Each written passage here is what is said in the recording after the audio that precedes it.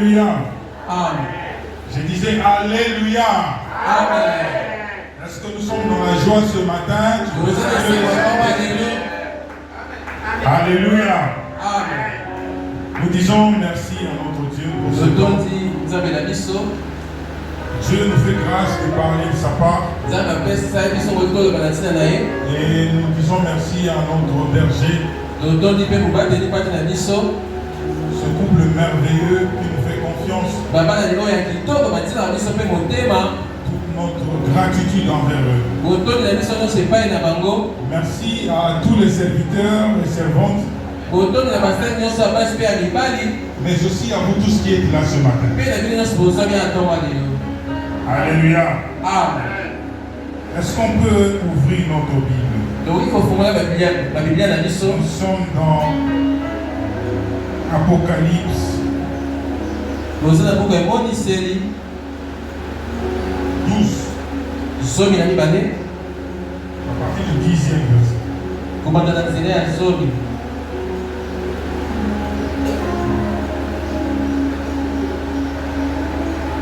Quelqu'un peut nous le lire? Apocalypse.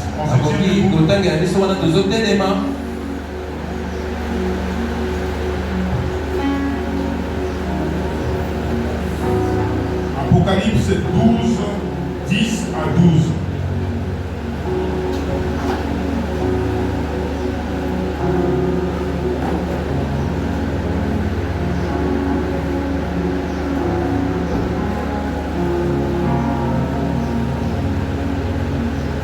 Apocalypse 12, 10 à 12. Nous lisons la parole au nom de Jésus.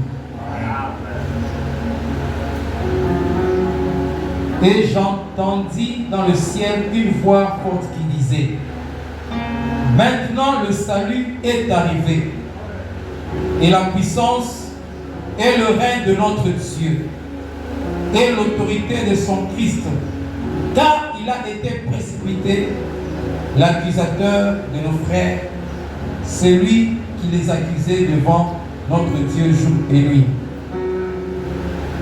Ils l'ont vaincu à cause du sang de l'agneau et à cause de la parole de leur témoignage. Et ils n'ont pas aimé leur vie jusqu'à craindre la mort. C'est pourquoi réjouissez-vous cieux, et vous qui habitez dans les cieux. Malheur à la terre et à la mer, car le diable est descendu vers vous, animé d'une grande colère, sachant qu'il a peu de temps. Amen. Amen. Alléluia. Nous célébrons ce matin le roi des rois. Nous sommes là parce que Jésus nous a sauvés. Nous voulons être reconnaissants à l'œuvre du Saint-Esprit ce matin. Le Saint-Esprit a pris le contrôle de tout ce matin. Alléluia. Amen. Au travers l'officiance, au travers les chantres, tout est sous contrôle du Saint-Esprit. Voilà pourquoi je te recommande de ne pas dormir. Parce qu'il ne faut pas qu'on parle comme Jacob. L'Éternel était ici, mais moi je ne savais pas. Nous voulons que dans la présence de Dieu, que notre dimension de réception soit totale. Alléluia. Dieu a disposé des choses qui nous ont été destinées depuis le fondement de la terre. C'est ton aptitude aujourd'hui qui va te permettre d'arracher ce qui te revient. Alléluia. Amen. Notre thème ce matin, c'est voici comment nous avons vaincu. Voici comment nous avons vaincu. Le passage que nous venons de lire ce matin décrit le diable comme étant un accusateur. Le diable est celui qui nous accusait et nous accuse auprès du Père. La Bible dit qu'il accusait nuit et jour. Cela veut dire que le diable est en perpétuel combat contre nous. Et voilà pourquoi est-ce que pour vaincre celui-là, il faut qu'il y ait de stratégie, il faut une méthodologie. Et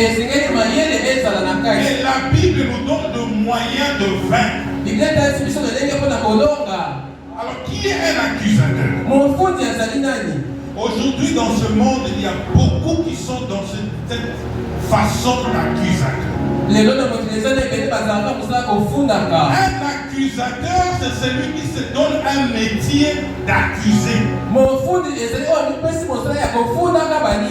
Alors, c'est quelqu'un qui trouve toujours un problème à rapporter. Qui trouve toujours une faute, une offense pour vous blâmer. Alléluia. Amen. Est-ce qu'on est ensemble? Amen. Il y a des gens bien aimés dont la profession quotidienne c'est l'accusation. Ils ne voient pas la solution mais le problème. Alléluia. Amen. Il y a des gens qui se disponibilisent en personne pour rapporter la faute d'autrui. C'est-à-dire ce sont des gens qui, au lieu de voir la solution, eux ils voient l'occasion de rapporter le problème. L'objectif ce n'est pas d'aider la personne à qui on apporte le problème.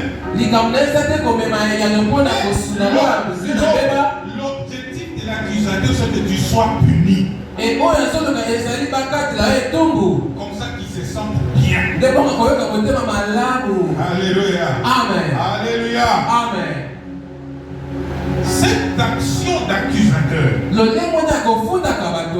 fait qu'aujourd'hui, dans la vie quotidienne, nous faisons face à ça tout le jour. Il y a des gens aujourd'hui, le diable ne descend pas en personne, il opère au travers de personnes. Attention même à l'église. Il y a des gens qui ont du plaisir à accuser. Attention, l'accusation est différente de rapporter un problème. Alléluia. Amen. Tu commets un problème qui doit être traité tel qu'il est. Je peux aller vers le berger, je rapporte le problème. Alléluia. Alléluia. Amen. Mais un accusateur cherche à ce que tu sois puni. Afin que lui se sente bien.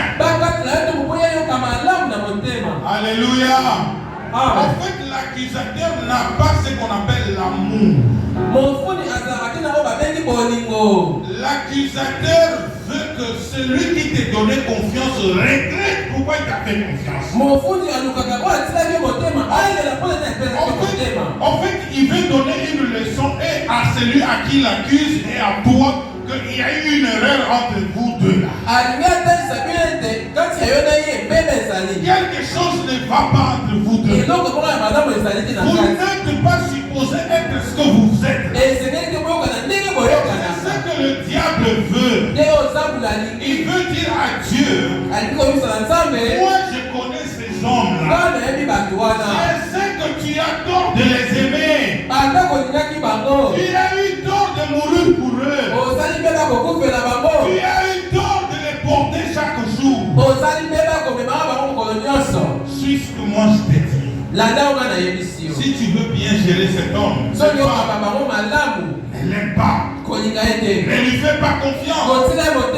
Voilà comment tu seras bien toi et lui sera bien lui. Alléluia. Alléluia. Ça c'est l'accusateur. Mais maintenant le diable dans son accusation, il opère de 5 façons. Alléluia. Amen. Alléluia. Amen. Est-ce qu'on est ensemble? Le diable accuse de 5 façons. Premièrement, le diable nous accuse nous à Dieu. Il a du plaisir quand il nous accuse auprès du Seigneur. Un jour dans la Bible, Job vivait tranquillement. Dans Job 1, 6 à 12. Et Dieu qui se réunissait avec les fils de Dieu, et Dieu voit le diable venir. Et Dieu commence à vanter son serviteur. Dieu dit, as-tu remarqué mon serviteur? En fait, Dieu n'a pas dit, as-tu vu, as-tu remarqué? Quand on remarque que c'est qu'on a vu et on a vu deux fois. Et qu'on a constaté. Dieu demande au diable, est-ce que tu as attesté la véracité de mon serviteur?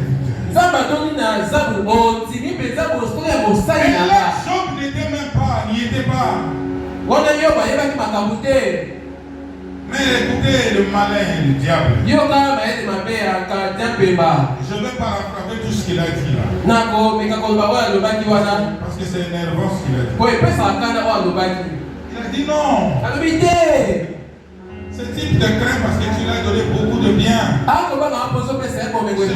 Tu as fait du bien tellement. C'est pourquoi il te craint. Vous voyez l'accusateur. Il veut montrer à Dieu que Dieu a commis une erreur de te bénir. Alors il l'accuse, il dit retire-lui seulement tout cela, il va te fouiller. Dieu dit, parce que Dieu connaissait son serviteur. Il dit, ok, je t'ordonne à toucher à tout ce qui est matériel. Mais tu ne vas pas toucher cela. Alléluia. Moi quand je lis chaque fois ce passage, j'ai dit à Dieu, merci, j'ai compris la leçon. Ah mais moi il ne faut pas le faire ça. Alléluia. Non. Que ça laisse de ces choses. Je vous assure, je n'étais même pas là. Mais il y a eu un complot. Entre parenthèses, un complot. Et ça, c'est l'accusateur. Ça lui fait du bien. Parce qu'il n'aime pas que Dieu t'aime. Dieu n'aime. Non, en fait, le diable n'aime pas que tu obtiennes tout ce que tu as par la grâce. Alléluia. Amen. Mais il nous accuse quand nous commettons un péché. Quand nous péchons, le diable est celui qui nous accuse. Il est celui qui court le premier en disant il a péché. Qu'est-ce que je t'avais dit? N'étais-je pas dit de lui faire par confiance? Alléluia. Amen. Alléluia. Amen. Est-ce qu'on peut lire Luc 22, 31?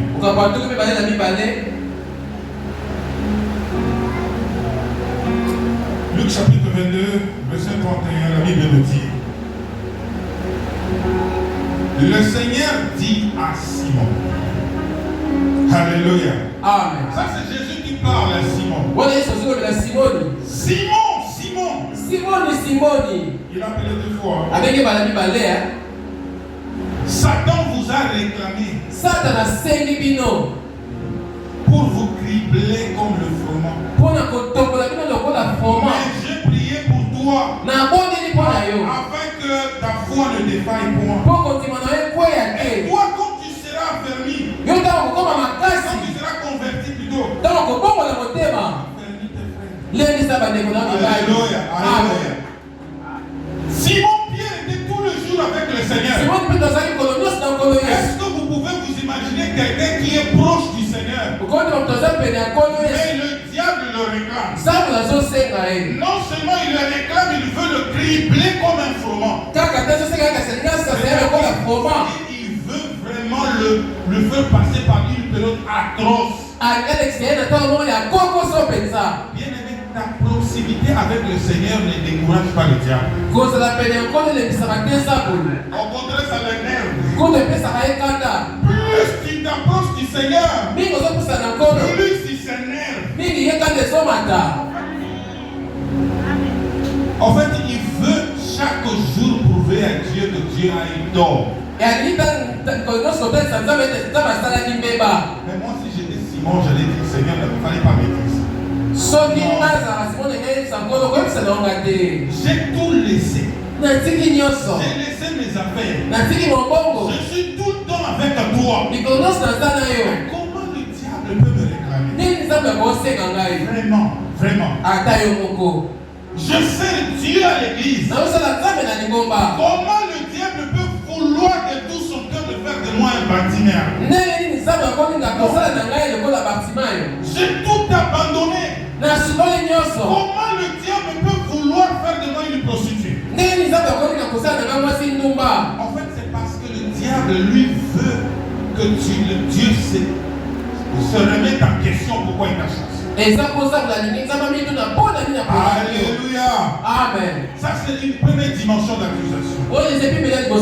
Mais le diable accuse Dieu auprès de nous. Alléluia. Amen. Il accuse Dieu auprès de nous.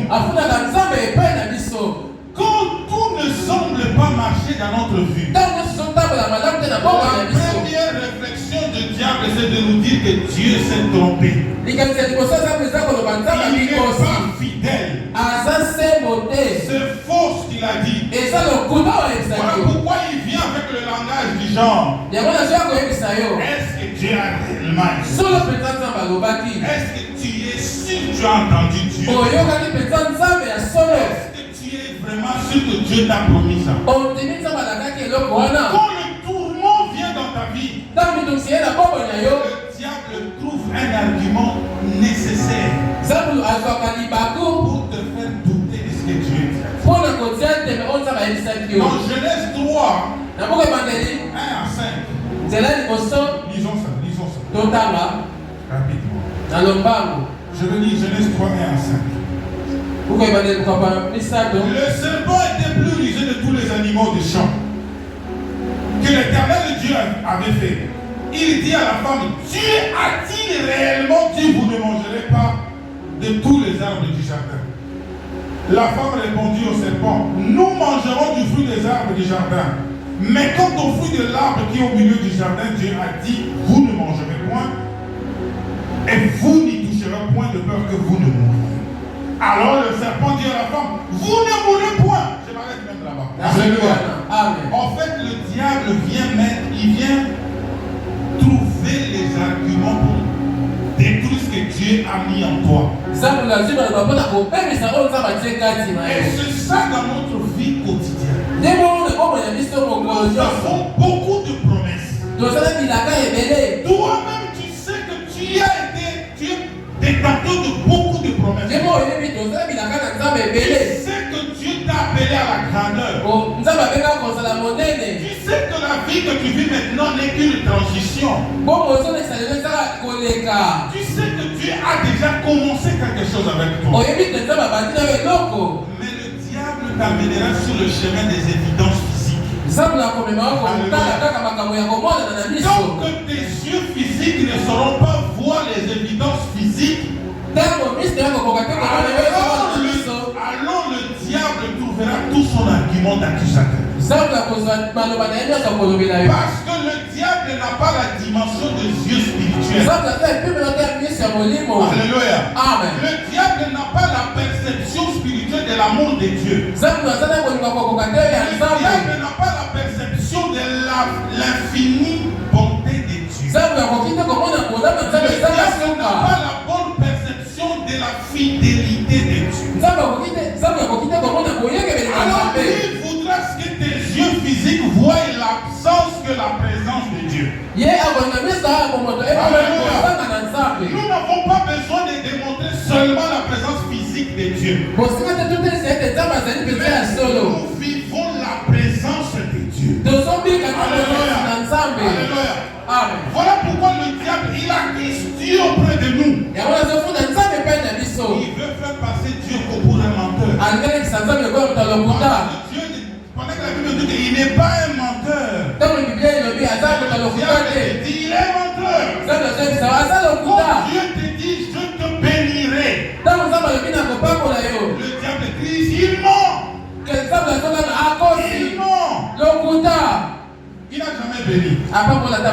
Et il te dit ceci. Est-ce que tu es vraiment sur un père qui t'aime? Vraiment, un papa vraiment plein d'amour. Il peut te laisser souffrir comme ça.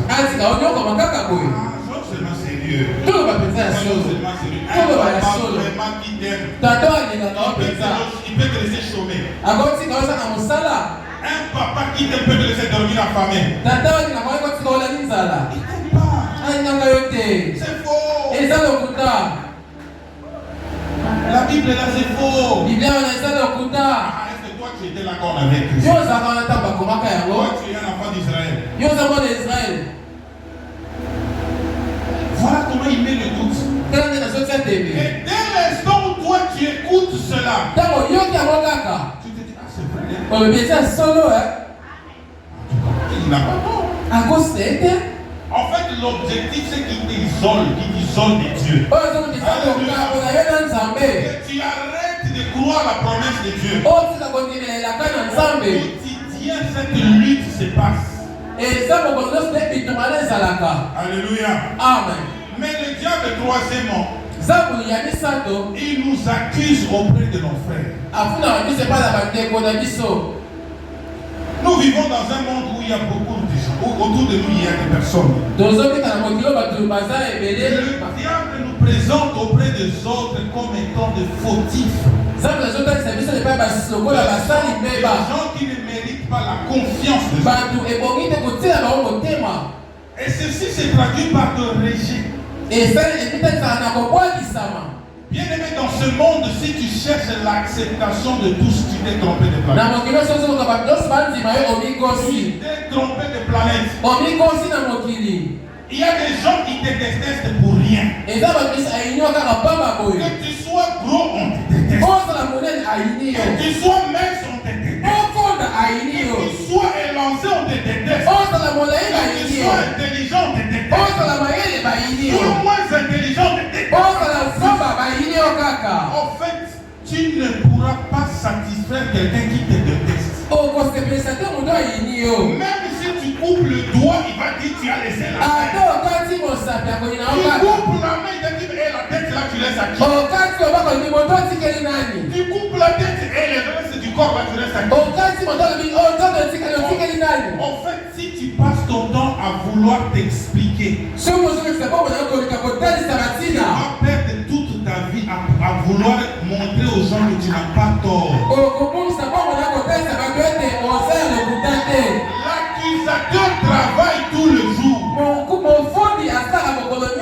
Cela veut dire aujourd'hui, tout ce que tu viens, il trouvera un argument. Il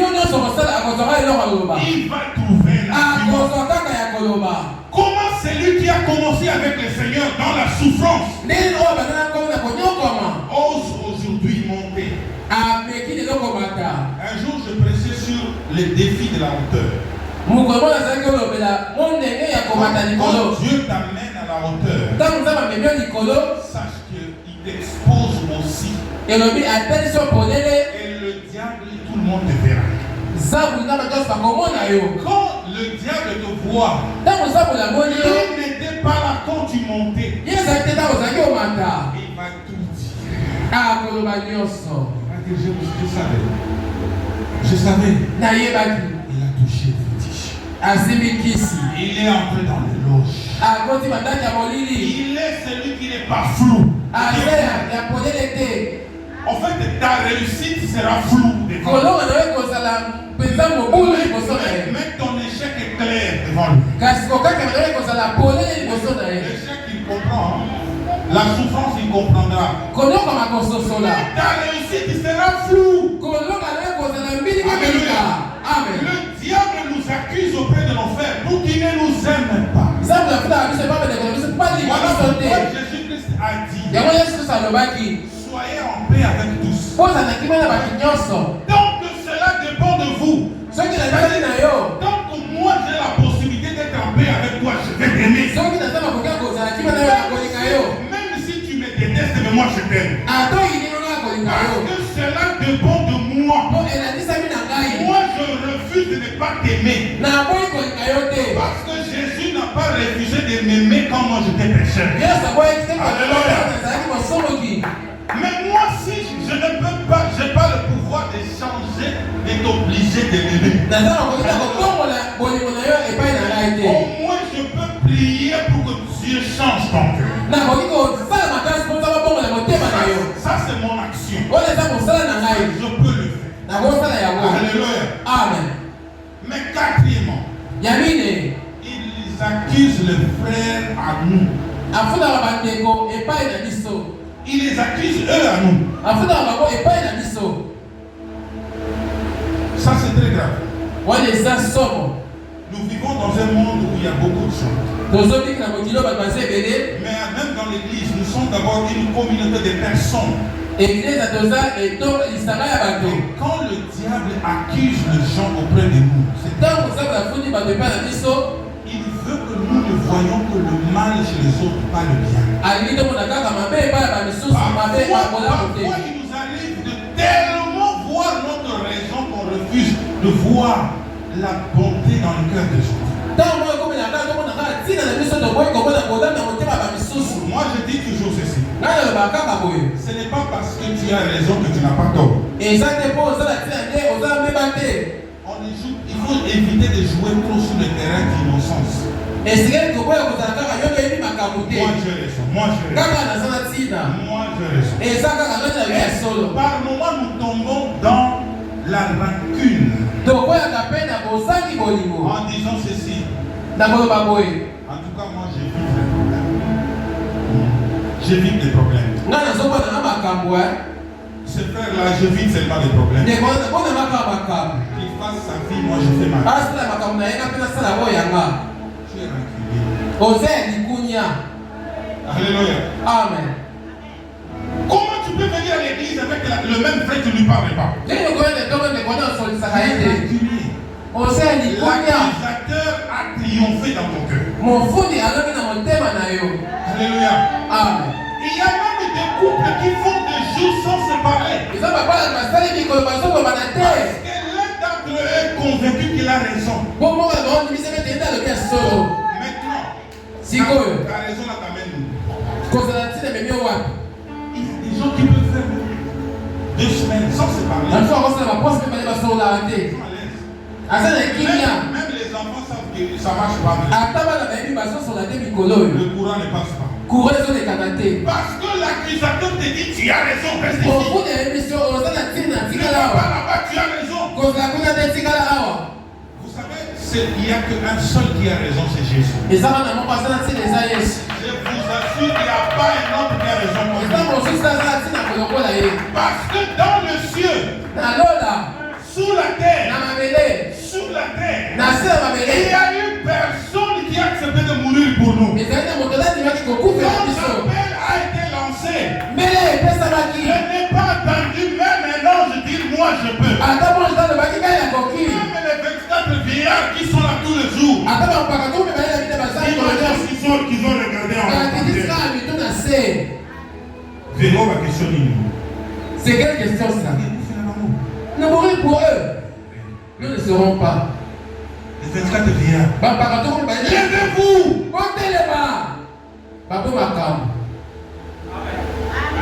Et le plan du salut a été monté par Dieu lui-même. Parce qu'il connaît la valeur de ta vie. Il en a payé le prix. Alors tu veux me dire que tu as raison? Non, c'est l'œuvre de l'accusateur. Alléluia. Amen. Et moi j'ai toujours dit ceci. Par la grâce de Dieu, on a fêté nos 15 ans de mariage avec nous. Alléluia. Amen. J'ai dit souvent à mes fils, avoir raison même dans le couple veut dire que tu dois faire quelque chose. Et non croiser les bras. Si toi tu es là et que lui est là en bas, ta raison ne te permet pas de passer à l'inaction. C'est-à-dire tu ne restes pas et attendre que lui monte ou elle monte. Tu vas vers lui et le tiens la main.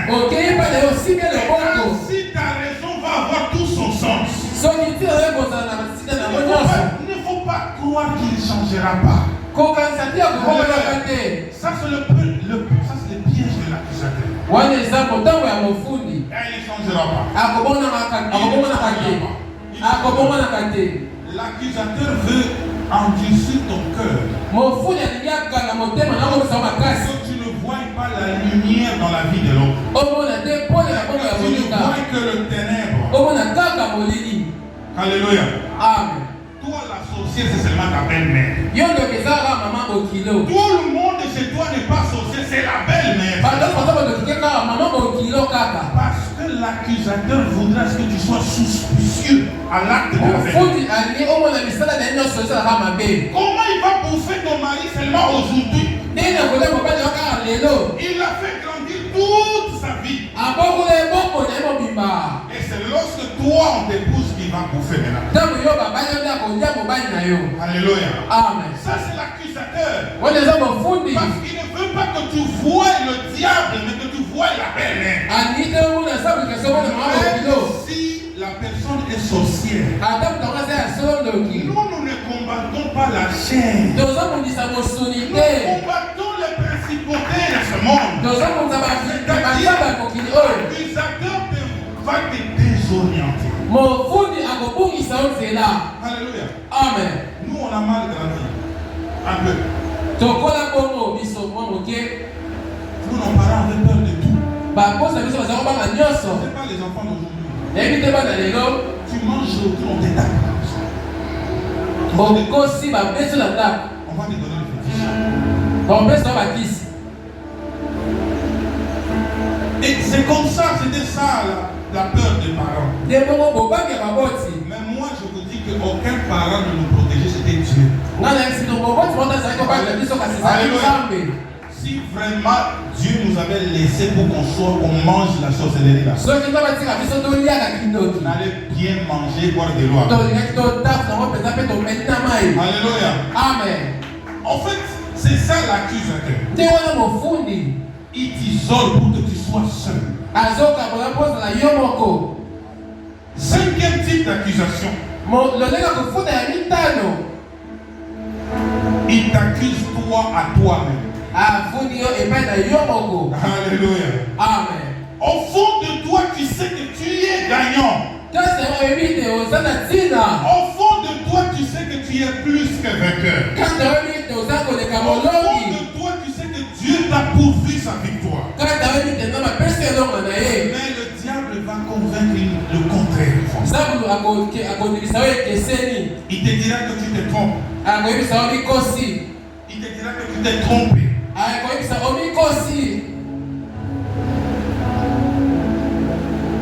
Nous sommes aujourd'hui confrontés à beaucoup de situations de la vie qui nous challengent. Ainsi chaque jour, nous pensons qu'on est seul. Il y aura toujours quelqu'un qui viendra te dire ouvre les yeux. Ouvre les yeux. Ce qui t'arrive là n'est pas normal. Autant qu'on a dit ça à Job, c'est pas normal. Parce que tu as péché. Parce que tu n'es pas capable. Toi, Dieu peut t'utiliser vraiment. Est-ce que de Bethléem peut sortir quelque chose de bien? De Nazareth. Est-ce que Nazareth peut sortir quelque chose de meilleur? Est-ce que de votre famille peut sortir quelque chose de meilleur? Vraiment, quand vous vous regardez là, vraiment. Ça, c'est ce que l'accusateur met en toi.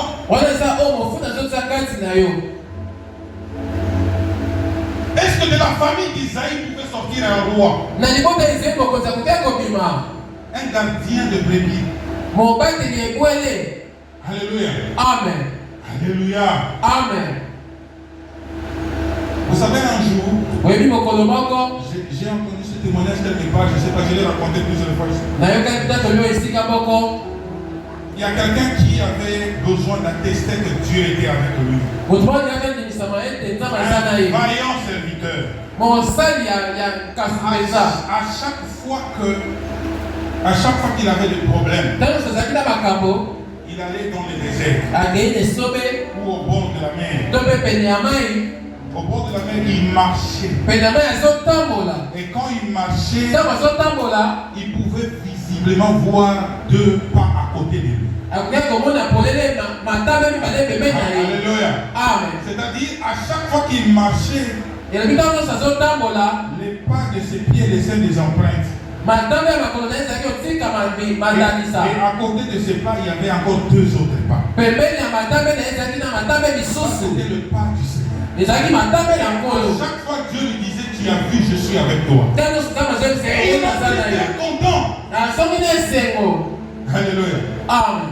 Alors un jour, il a eu tellement de problèmes. Très grands problèmes. Il a pleuré. Il est allé au bord de la mer. Et pendant qu'il marchait, il a vu que 2 pas. Chaque fois qu'il marchait, il ne voyait que 2 pas. Il ne voyait pas le 2 pas à côté de lui. Alléluia. L'homme de Dieu a commencé à pleurer. Et parce qu'il a dit ceci, il a dit, Seigneur, c'est pendant ce temps que j'ai vraiment besoin de toi. Tu m'as abandonné. L'Éternel lui dit, mais qui t'a dit que je t'ai abandonné? Il a dit, mais regarde, je marche au bord du fleuve. Ce sont mes pas. Alors que toi tu marches toujours à côté de moi. L'Éternel lui dit, qui a dit que ce sont tes pas? Alléluia. Amen. Qui a dit que ce que tu vois là sont tes pas? Ce sont mes pas. Moi, je te porte. Alléluia. Amen. Tu marches pas, je te porte. Quand la situation devient difficile, Dieu ne se limite pas à marcher avec nous. Il nous porte. Si les pas que nous voyons dans les sables ne sont plus nos pas, le pas du Seigneur et l'accusateur, il va te montrer le 2 pas. Dis-lui que ce n'est pas mes pas. C'est le pas du Seigneur. Parce que Dieu ne t'abandonnera pas libre. Alléluia. Amen. L'accusateur trouve toujours un argumentaire quand il voit le physique. Et nous sommes au-delà du physique. Alléluia. Amen. Je disais Alléluia. Amen. Mais comment est-ce que nous allons vaincre? Vous savez que dans ce combat, il y a parfois nous perdons notre identité. Il est arrivé un jour à un lion, un petit lionçon. Ses parents étaient décédés. On l'a laissé grandir avec le mouton. Le lionçon a grandi. Il a grandi, il est devenu un lion. En tout cas, le lion là n'avait jamais vu un autre lion. Pour lui, il était convaincu qu'il est mouton. Alléluia. Amen. En tout cas, il a dit je suis mouton. Ça, ce sont mes frères. Alors un jour, il se promenait avec les autres moutons. Et un vrai lion est sorti. Tous les moutons commencent à courir.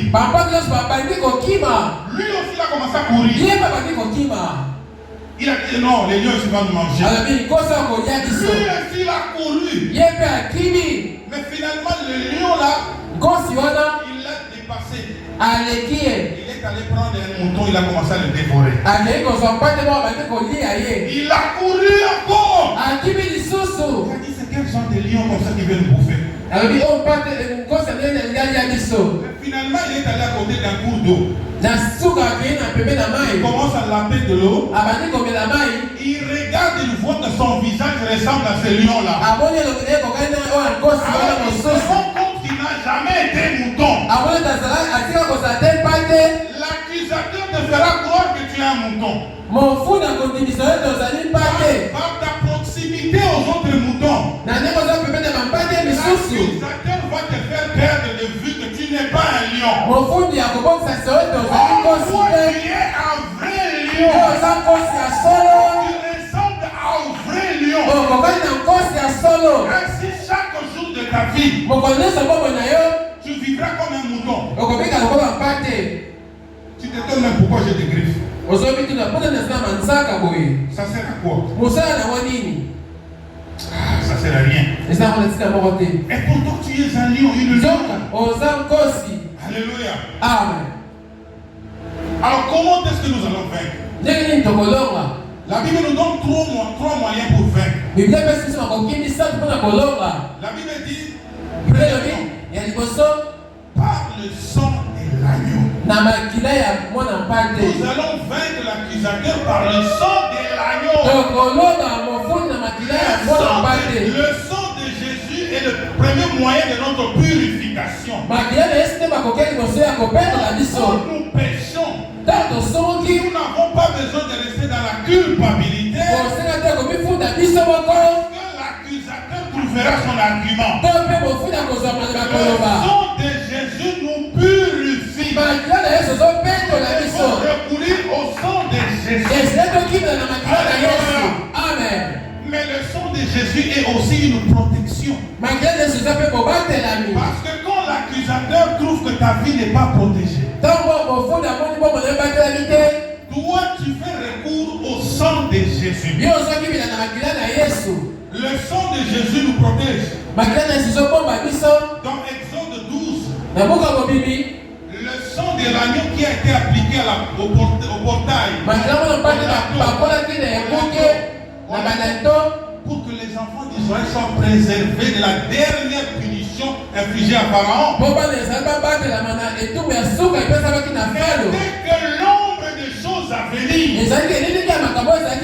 aujourd'hui nous dans la nouvelle alliance, nous n'avons rien qui ne puisse être sous le sang de Jésus.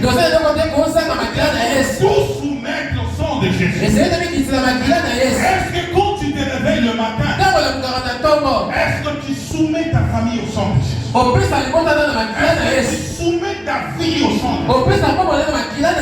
Parce que l'accusateur, quand il te cherchera, la première arme, c'est le sang de Jésus. Le sang de Jésus nous met dans un dôme. Et ce dôme nous couvre, nous préserve de toute flèche de l'ennemi. Dans Psaume 3, la Bible dit, je me couche et je m'endors. Je me réveille, car l'Éternel est mon soutien. Le soutien de l'Éternel se manifeste par son sang précieux. Alléluia. Amen. Première arme pour vaincre l'ennemi, c'est le sang de Jésus. Nous ne pouvons pas vivre dans l'état d'impureté parce que le sang a été pourvu pour nous. Parce que l'accusateur, c'est comme réellement le diable qui rôde autour de nous. Et il cherche ce qui dévorait. Notre marche doit être une marche de sainteté, parce que nous tenons nos habits propres dans le sang de Jésus. Alléluia. Amen. Je disais Alléluia. Alléluia. Deuxième arme, c'est par la parole de notre témoignage. Qu'est-ce que nous confessons dans nos bouches?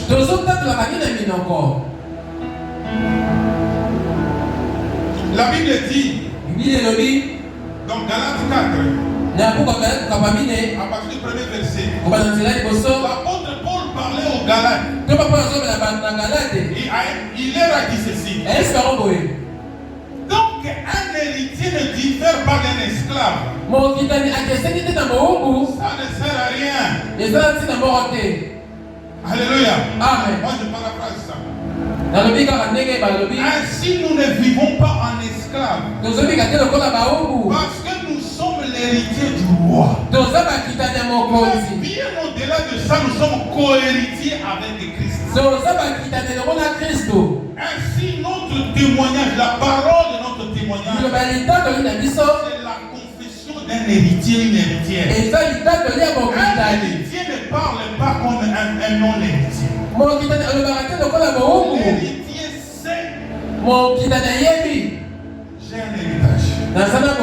Alléluia. Amen. Dans le temps en Israël, l'héritier n'a même pas besoin que vous lui disiez ça. Toi, parent, débrouille-toi, mais il aura un héritage. Ainsi, nous, le fait que l'héritage soit là ou pas, ce n'est pas notre préoccupation. Ma responsabilité, c'est que de ma bouche sorte la parole d'un héritier. Quand l'accusateur te vient, qu'est-ce que tu sors de ta bouche? Il dit que tu es un échec. Non, je suis plus que vainqueur. Celui qui m'a aimé. L'accusateur vient te dire que toi tu es foutu, tu es malade. Tu dis je ne mourrai pas. Je vivrai. Je raconterai l'accusateur te dit que tu n'as personne pour te guérir. La parole de témoignage de ma bouche par ses mercissures, je suis guéri. Alléluia. Amen. L'accusateur te dit que toi, tu es l'échec, tu es le dernier. Mon Dieu me dit, je serai la tête, la queue. Parce que lui, il est la tête. Et il fait de moi pareil à lui. L'accusateur viendra te montrer dans l'ancienne vie. Oui, c'est possible qu'il te rappelle des choses que tu as faites. Mais dis-lui que tu t'es trompé de personne. Je ne sais pas de quel trésor tu parles. De quel Martin tu parles, je n'ai aucune idée. Parce que la parole me dit que celui qui est en Christ, une nouvelle créature. Les choses anciennes sont passées. Je suis devenu une nouvelle personne. Je ne sais pas de quel Martin tu parles. Tu t'es trompé d'adresse. Pas toi le bandit là de la femme. Non, c'est pas moi. Et je confirme que ce n'est pas toi. Je connais ton visage. Mon frère, tu te trompes, ce n'est pas moi. Ce n'est pas moi. Quand je vis, ce n'est plus moi qui vis. C'est Jésus qui vit en moi. Jésus n'est pas ce criminel que tu cherches. Ce n'est pas moi. Alléluia. Amen. Non, il y a des gens qui mettent des doutes. C'est toi, C'est toi, je te l'ai dit. Ce garçon, c'est un bandit. Je ne sais pas de qui vous parlez. J'ai aucune idée. Mais c'est ton papy, non? En tout cas, je ne sais pas. Tout ce que je sais, j'étais pécheur. Je suis devenu non pécheur. Je suis revenu à la vie. Bien-aimé, quand dans ta chair tu es mort, même si on te gifle, tu ne vas pas être. Toute la chair dont vous parlez déjà mort. Christ l'a crucifié à la croix. Ce n'est pas ce que vous pensez. Il s'est fâché beaucoup. Pourquoi il ne se fâche plus? Ce n'est plus moi. Alléluia. Amen. Dernière chose, c'est en demeurant fidèle. Fidèle non pas une partie du temps, jusqu'à la fin. Parce que le diable est un accusateur qui nous accuse jour et nuit. Ainsi nous devons être fidèles jusqu'à la fin. Durant toute notre course sur la terre, nous devons être fidèles. Notre incontinence est un bon cadeau pour l'accusateur. Restons fermes jusqu'à la fin de nos jours. Pas une partie de notre vie. Nous restons fidèles à Jésus. Nous persévérons jusqu'à la fin. Nous ne laissons pas, nous ne baissons pas le bras. Parce que l'accusateur n'a pas baissé le bras. Alléluia. Amen. Alléluia. Amen. La Bible nous dit dans 1 Jean 2:1. Nous allons le lire rapidement. 1 Jean 2:1. La Bible dit, mes petits enfants, je vous écris ces choses. Je vous écris ces choses afin que vous ne péchiez point. Et si quelqu'un a péché, nous avons un avocat auprès du Père. Jésus-Christ le juste. Amen. Alléluia. Amen. Il y a un procès qui se passe au ciel. L'accusateur vient. Mais j'ai aussi un avocat. L'avocat fait la plaidoirie chaque jour. Il défend sa cause. Il défend ma cause. Parce qu'à chaque fois que Dieu veut punir, il montre ses plaies. Et voilà, j'ai souffert pour lui. J'ai souffert pour qu'il ait la vie. Ainsi mon avocat est là auprès du Père. Parce que je suis sauvé par lui. Alléluia. Amen. Mais je termine par un verset très important. Ce matin, Dieu me parlait de ce verset différent. Pour ce verset, je préfère vraiment le lire. Ésaïe 1:18. La Bible nous dit ceci.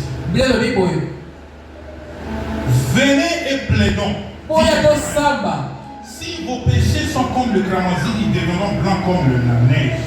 S'ils sont rouges comme la pourpre, ils deviendront comme la laine. Alléluia. Amen. Alléluia. Amen. La Bible dit, venez et plaidons. L'accusateur attend que toi tu ailles plaider seul. La dimension de l'amour de Dieu, c'est que nous plaidons ensemble avec lui. Alléluia. Amen. C'est-à-dire quand je viens auprès du Seigneur, quand je m'agenouille auprès du Seigneur, je plaide ma vie. Quand je plaide, Dieu ne se limite pas à me regarder. Jésus vient s'agenouiller aussi à côté de moi. Mais Dieu dit plaidons. Plaidons. Il ne dit pas va plaindre toi. Plaidons. Et même quand je ne sais plus quoi dire, l'accusateur continue à m'accuser. Je n'ai pas le mot.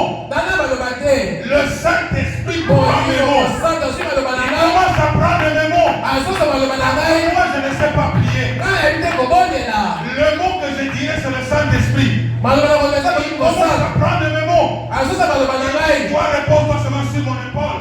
Je me repose sur son épaule. Ainsi moi je n'apparais plus devant le Père.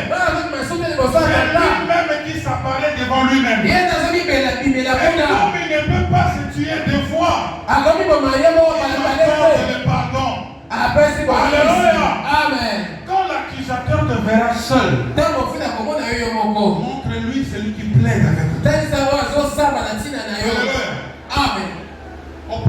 Dieu, notre casier judiciaire est vide. Dans ce monde, quand tu es gracié, même par l'ordonnance présidentielle, on n'efface pas ta condamnation. C'est-à-dire dans ton dossier, il sera écrit que tu as été quand même condamné. Tu avais tué. Mais seulement on a eu pitié de toi. On a sorti. Mais auprès de mon Dieu, notre casier est vide. C'est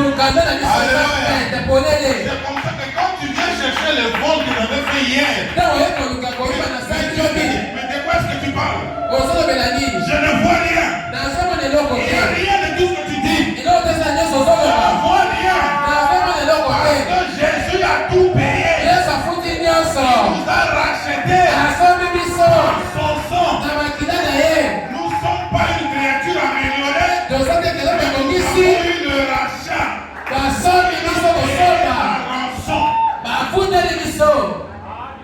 Éphésiens nous dit ceci, Éphésiens 2. Nous étions tous les enfants de la colère.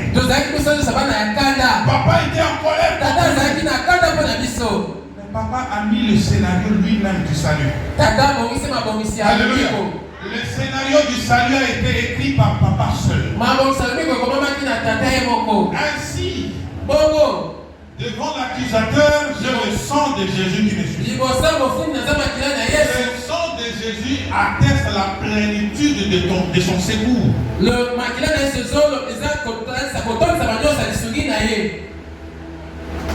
n'avons pas besoin de recourir aux méthodes de l'accusateur. Nous n'avons pas à tomber dans le piège de l'accusateur. Alléluia. Amen. Même si ce que tu vois dans ton frère est réellement ne tombe pas dans le piège de l'accusateur. Il y a des gens quand ils commencent à accuser, tu t'étonnes même.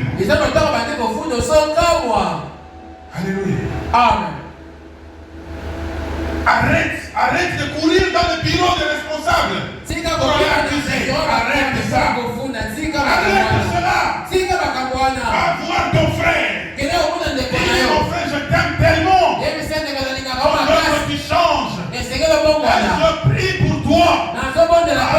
Pour toi. Arrête de courir tous les jours dans le bureau de Dieu. C'est le piège du diable. Arrête d'accuser tous les jours ton mari, ta femme. Auprès de tes amis. Tu sais, il y a parfois les hommes méchants. Comment une femme avec qui tu dors tous les jours? Tu peux aller la critiquer devant tes amis. Oh, c'est mon ami en qui j'ai confiance. Lui aussi a des problèmes dépend de toi.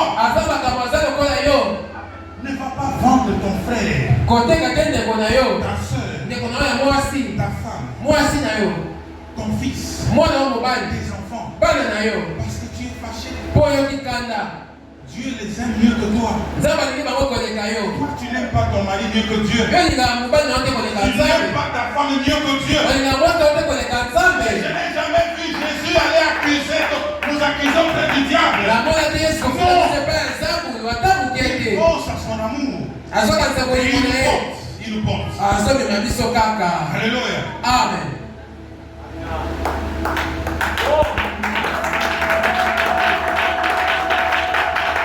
Je suis de cette génération qui accepte le blâme des autres. Par amour.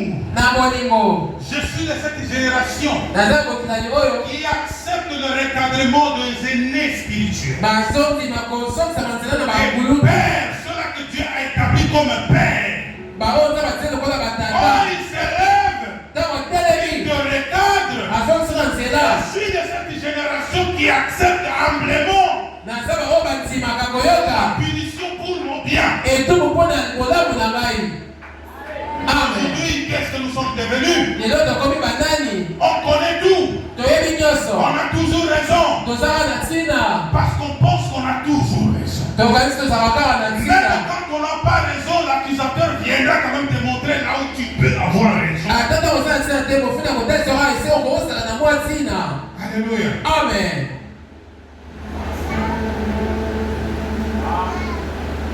Un grand témoignage d'un chant, un grand chant de je termine par là. Le chant avait le talent. Il chantait bien. Tout le monde pouvait s'emballer par son chant. Mais un jour, le chant a fait des bêtises dans la chorale. Mais ne c'est pas ici. Alléluia. Amen. Il a engrossé une dame. Le pasteur, il l'a suspendu jusqu'à ce que la sanction se termine. Le frère n'est pas parti de l'église. Après des mois, des années, le pasteur dit ok. Remarquez l'humilité dans le frère. Nous allons lever la sanction. Le frère a dit, comme vous m'avez sanctionné, moi je vous sanctionne. Pas chanter. Jusqu'à ce que moi je vais lever la sanction. Le pasteur dit, et la chorale sombrait. Dieu a dit au pasteur, on va trouver une solution. Il n'y a pas d'indispensable dans l'œuvre du Seigneur. Il n'y a pas d'indispensable. Pendant que la foule chantait, un frère touché par le Saint-Esprit, il a quitté son banc, il est passé devant. Il n'avait jamais chanté avant. Il a pris le micro. Tout le monde a commencé à pleurer. Le culte est allé au-delà du timing. Depuis ce jour, ce frère, c'est un grand chant de l'Éternel. On ne défie pas Dieu. Dieu, quand il donne l'autorité à ses fils et filles, on se soumet parce qu'on se soumet à Dieu. Je suis de cette génération qui ne tombe pas aux tentations de l'accusateur. Il y a de rebelles que Dieu a mis sur notre chemin. Par l'autorité qu'il a reçue de Dieu, peut te punir. Par l'amour, parce qu'il t'aime. Mais ne dis pas que tu n'es pas ma maman. Parce que mon père ne sera pas comme ça que tu vérifies le nom. Pas ma maman. Et maman, je vous aime beaucoup. Alléluia. Amen. À ce moment, c'est Dieu qui te regarde. Alors fais attention quand tu désobéis à Dieu. L'accusateur te dira que tu as raison. Alors as-tu raison devant Dieu? Donc Dieu a menti.